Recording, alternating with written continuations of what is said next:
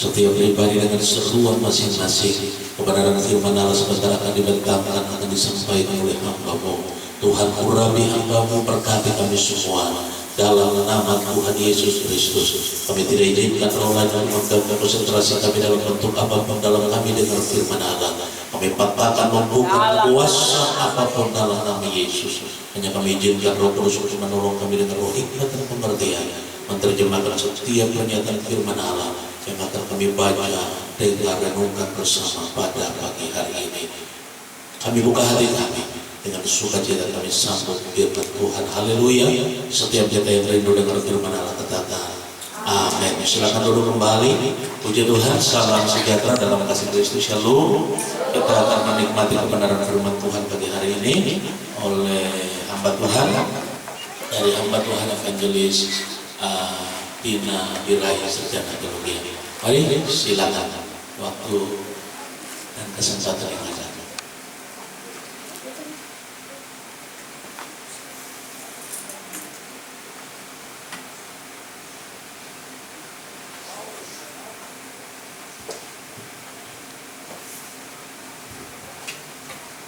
Haleluya, puji nama Tuhan.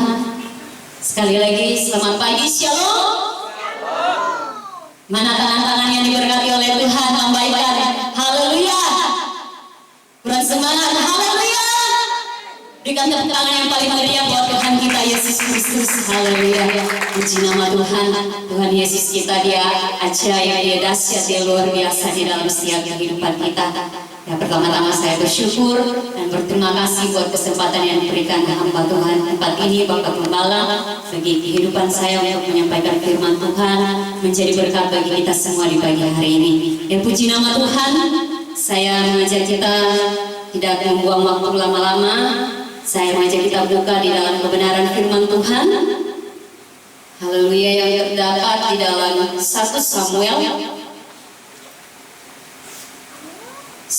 Samuel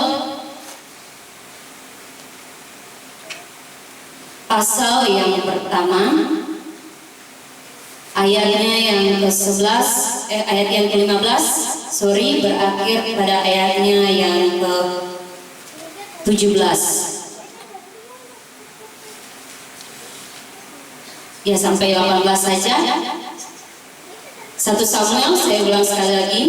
1 Samuel pasal yang ke-1 ayat yang ke-15 sampai berakhir pada ayatnya yang ke-18.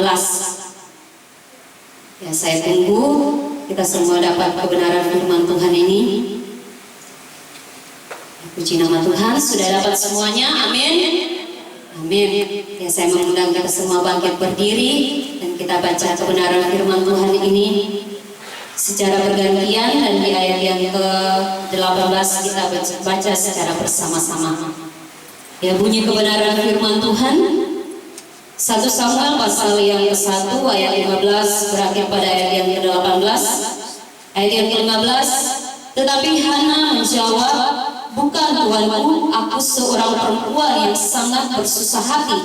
Anggur ataupun minuman yang memabukkan tidak kuminum, melainkan aku mencurahkan isi hatiku di hadapan Tuhan. 3.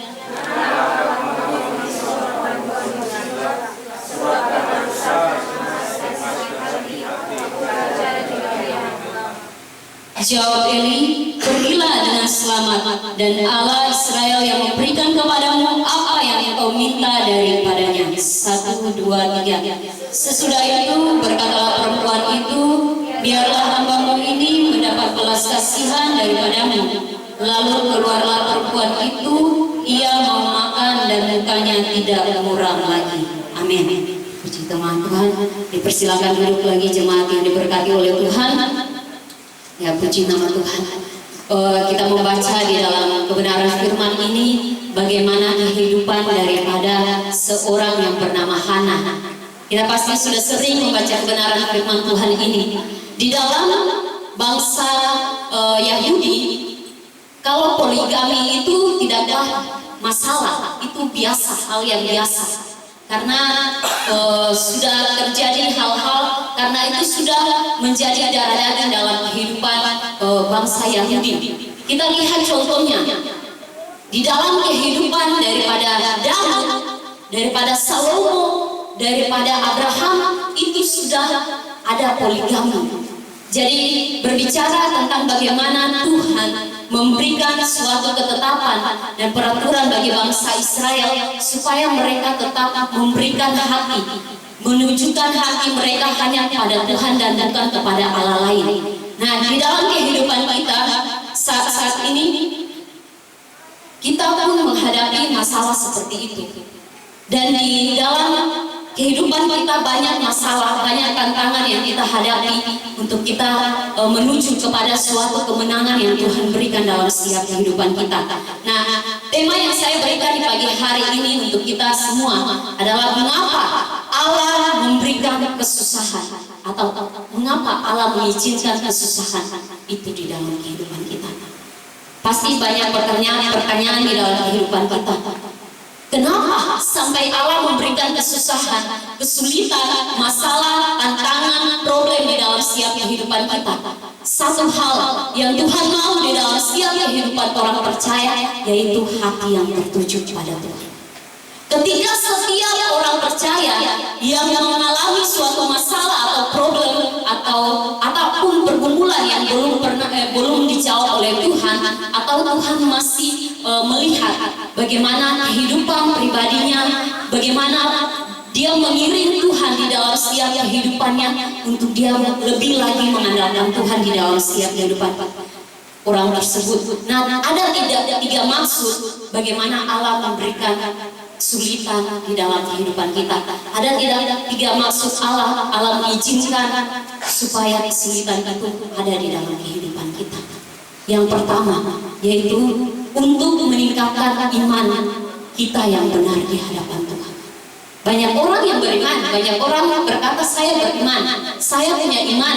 Tapi bagaimana seseorang yang beriman itu bisa mengaktifkan imannya supaya dia lebih lagi bertumbuh di dalam iman kepercayaannya pada Tuhan, mengaktifkan iman yang benar di hadapan Tuhan.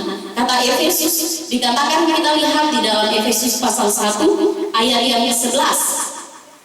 Efesus pasal yang ke-1 ayat yang ke-11 dikatakan, ayat 11b dikatakan bahwa yang di dalam segala sesuatu bekerja menurut keputusannya.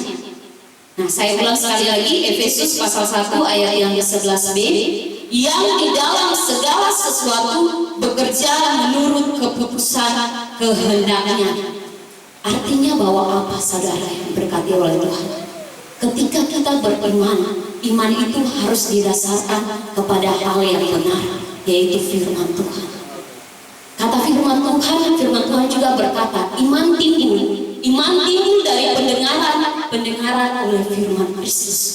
Jadi bagaimana kehidupan kita sebagai orang-orang percaya, orang-orang yang sudah mengaku Tuhan sebagai Yesus dan Juru Selamat di dalam kehidupannya, bagaimana dia bisa mengaplikasikan atau dia bisa menunjukkan iman yang benar sesuai dengan kehendak Tuhan. Kadang-kala kita berpikir bahwa pengiringan kita mungkin apa yang kita lakukan dalam kehidupan kita, kepercayaan kita, pengharapan di dalam kehidupan kita kadang-kala menghadapi masalah tantangan di dalam kehidupan kita mulai lemah, kita mulai meragukan, kita mulai mengklaim Tuhan, kita mulai memprotes Tuhan untuk segala situasi yang kita hadapi. Tapi firman Tuhan katakan bahwa Tuhan itu sekali-sekali tidak akan membiarkan kita seorang diri. Dia selalu ada dan selalu menyertai kehidupan kita. Asal bagaimana kehidupan kita mau membuka hati ini untuk Tuhan. Kita mau memberikan seluruh kehidupan kita ini kepada Tuhan. Dengan cara bagaimana? Yang saya tadi katakan, kita harus meningkatkan iman kepercayaan kita lewat masalah. Masalah itu jangan kita anggap sebagai beban, tapi anggaplah masalah itu sebagai berkat. Anggaplah masalah itu sebagai batu loncatan dalam catatan kita. Anggaplah masalah itu sebagai suatu berkat yang luar biasa yang Tuhan mau supaya kita percaya, supaya Tuhan percayakan masalah itu dalam kehidupan kita, supaya iman kita itu semakin bertumbuh, semakin bangun, semakin teguh Karena ketika kita menghadapi masalah, kalau kita tidak beriman yang benar, itu kita cepat rapat, kita cepat putus asa, kita cepat menyalahkan Tuhan dengan situasi dan kondisi yang kita alami. Mungkin tidak sesuai dengan apa yang kita harapkan, mungkin tidak sesuai dengan apa yang kita inginkan di dalam kehidupan kita. Tapi firman Tuhan jelas mengatakan bahwa ketika kita berharap mengandalkan Tuhan, Tuhan dapat menolong setiap kehidupan kita. Ketika kita mengandalkan Tuhan, ketika kita menaruh harapan kepada Tuhan, firman Tuhan katakan bahwa diberkatilah orang yang mengandalkan Tuhan, yang menaruh harapan kepada Tuhan. Tetapi tertutuklah kita yang mengandalkan kekuatan kita. Bagaimana? Ini pertanyaan besar dalam kehidupan kita. Apakah ketika masalah kesulitan yang Tuhan izinkan dalam kehidupan kita, kita masih menyalahkan Tuhan, atau kita masih punya keraguan kepada Tuhan, kita masih punya kebimbangan bahwa kita punya Tuhan itu yang benar-benar, Tuhan yang hidup, Tuhan yang sangat menolong kehidupan kita. Orang yang tidak percaya Tuhan saja, mereka bisa mempercayai Allah mereka, Allah yang mereka lihat, Allah yang mereka buat dengan tangan mereka, dari patung, dari manusia yang mereka saja bisa percaya. Apalagi Tuhan itu, Tuhan yang merelakan nyawanya, sudah merebus segala dosa kita dengan mengorbankan nyawanya. Nyawa saja Tuhan berikan, apalagi soal minum kita, apalagi soal pakai kehidupan kita, keperluan kita. Tuhan pasti cukupkan itu dalam setiap kehidupan kita. Tapi Tuhan mau di dalam setiap kehidupan kita, bagaimana kita mengerahkan hati, pandangan, iman kita yang benar. Kita harus landaskan iman kebenaran itu di dalam kehidupan kita, iman yang benar sesuai dengan kebenaran firman Tuhan. Firman Tuhan mengatakan kepada kita bahwa ada suatu masa di mana penderitaan yang kita alami itu, firman Tuhan kata tidak sebanding dengan kemuliaan yang akan kita terima kelak ketika kedatangan Tuhan. Itu firman Tuhan katakan.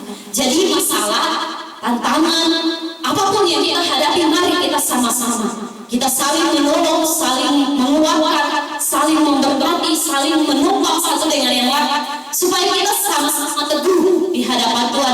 Ketika kita sama-sama untuk berharap akan janji Tuhan setiap kehidupan kita. Janji Tuhan itu tidak pernah Tuhan ingkari. Janji Tuhan itu ya dan amin dalam kehidupan kita. Ketika kita mau bersama, kita bersama dan menantikan janji itu dalam kehidupan kita. Mungkin kita sering mengalami namanya kecewaan dalam kehidupan kita. Tapi jangan sampai kekecewaan itu menghapuskan kepercayaan iman kita kepada Tuhan. Jangan sampai iman yang sudah kita bangun dari kecil, mungkin kita sudah jadi orang Kristen, sampai sekarang jangan sampai iman itu mulai kendor, jangan sampai iman itu mulai hilang, jangan sampai iman itu turun. Karena ketika kita mengalami penurunan iman, sulit untuk kita bangkit lagi, karena itu dari awal. Kita harus memotivasi diri kita supaya kita jangan sampai kita meninggalkan, kita menghilangkan iman kita, atau kita punya iman turun di hadapan Tuhan, kendor di hadapan Tuhan. Tapi kita pacu diri kita. Siapa yang bisa pacu diri kita? Ya diri kita sendiri. Kalau kita malas-malas, ya kita tetap malas. Tapi kalau kita mau giat untuk membangun iman kerohanian kita di hadapan Tuhan, maka kita akan bertumbuh. Firman Tuhan katakan bahwa kita akan dibaharui hari lepas hari. Ketika kita punya iman yang kita dasarkan di dalam kebenaran Tuhan. Kita lihat contohnya Hana dari pembacaan firman Tuhan kita di pagi hari ini. Hana adalah seorang perempuan yang dimana mungkin pertanyaannya salah kalau terjadi di dalam kehidupan, contohnya terjadi dalam kehidupan bapak ibu, ada 2 istri atau ada 3 istri, bagaimana Bapak Ibu menanggapi masalah tersebut? Bagaimana dengan kehidupan daripada istri-istri yang dipelihara? Mungkin di dalam hubungan seperti itu pasti ada keretakan, tidak ada keharmonisan di dalam suatu hubungan ketika sudah punya banyak istri. Pasti bingung untuk memilih istri yang mana yang diprioritaskan, istri yang mana yang tidak diprioritaskan, atau istri yang mana yang harus diutamakan. Pasti punya kebimbangan, pasti punya kesulitan untuk menghadapi masalah-masalah seperti itu. Tapi firman Tuhan katakan, Hana ini adalah seorang istri yang beriman.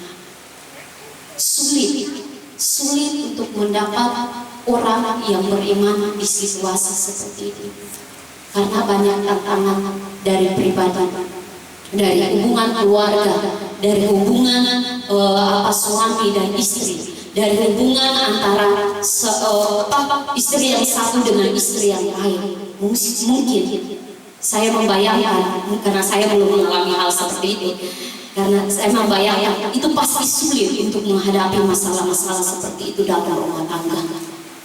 Tapi ini iman daripada Hana ini benar-benar nyata. Dia bukan saja satu kali pergi ke rumah Tuhan, tetapi setiap tahun Hana, Penina, dan juga Elkana suaminya, mereka pergi di rumah Tuhan. Di situ untuk apa? Untuk berdoa. Apa yang Hana naikkan kepada Tuhan?